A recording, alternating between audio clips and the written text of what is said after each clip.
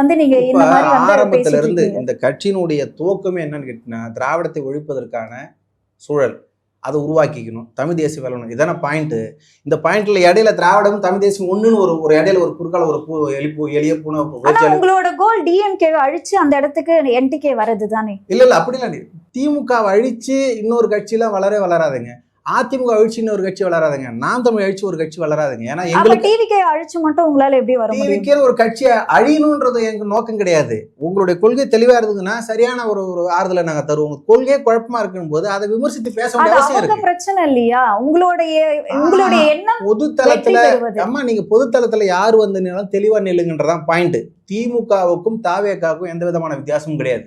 அதுதான் நாம் தமிழர் வந்து அப்போ விஜய் அவர்கள் தெளிவா இல்லைன்னா உங்களுக்கு சாதகம் தானே. அப்ப அதை கண்டுக்காம விட்டுட்டு நீங்க ஒரு விஷயத்த சொல்றாங்க கேட்டீங்கன்னா அதை கண்டுக்காம போறதுன்றது பொது தளத்துல 36